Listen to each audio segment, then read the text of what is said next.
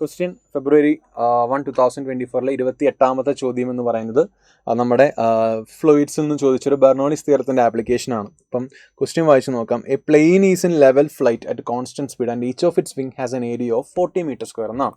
If the speed of the air is 180 km per hour on the lower wing surface and 250 km per hour on the upper wing surface, the mass of the plane എന്നാണ് ചോദ്യം. സാധാരണ നമ്മൾ ചെയ്യാറുള്ളത് നമുക്കറിയാം, P1 plus half rho V square equal to P2 plus half rho V2 square ആണ് നിങ്ങൾക്കറിയാം. അല്ലെങ്കിൽ ഇവിടെ നിന്ന് വേണമെങ്കിൽ എനിക്ക് എഴുതാം P2 minus P1 equal to half rho V1 square minus V2 square എന്നോ half raw P2 minus P1 equal to half rho V1 square minus V2 square എന്നൊക്കെ നമുക്ക് ഇവിടുന്ന് എഴുതാവുന്നതേ ഉള്ളൂ. ഓക്കെ, ശരി.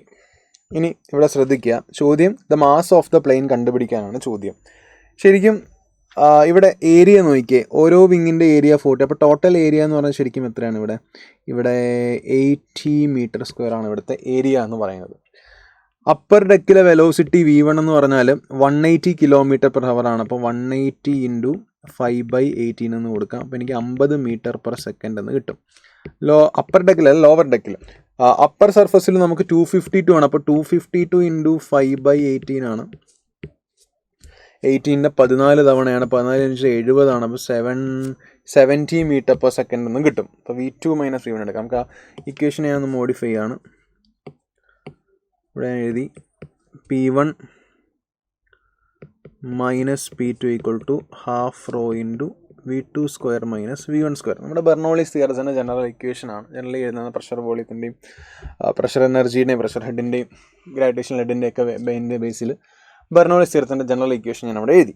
ശരി, ഇനി നമുക്കറിയാം, നമുക്ക് മാസാണ് കണ്ടുപിടിക്കേണ്ടതെന്ന് നിങ്ങൾക്കറിയാം. സോ ഇവിടെ ശ്രദ്ധിക്കുക, ഇവിടെ ഞാൻ എഫ് എഴുതി.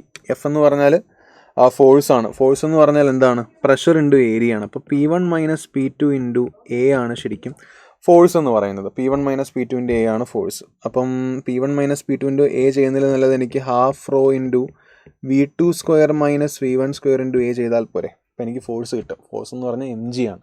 അതിൽ നിന്ന് എനിക്ക് m കണ്ടുപിടിക്കാൻ g കൊണ്ട് ഡിവൈഡ് ചെയ്താൽ മതി. Okay, set.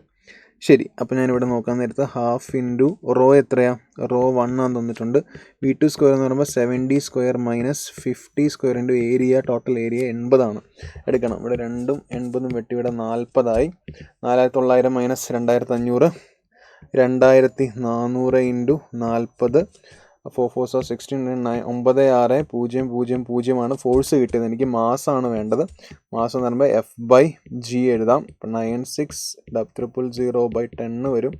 9600 കിലോഗ്രാം ആണ് ശരിക്കും ആ തന്നിരിക്കുന്ന പ്ലെയിനിൻ്റെ മാസ് എന്ന് പറയുന്നത്. ഓക്കെ, അപ്പം ആ ഒരു ലോജിക്ക് വെച്ച് നമുക്ക് ചെയ്യാവുന്നതേ ഉള്ളൂ. അപ്പോൾ നോക്കുക, നല്ലൊരു ചോദ്യമാണ്. 9600 kilogram is the right answer. Mass is equal to 9600 kilogram. Thank you.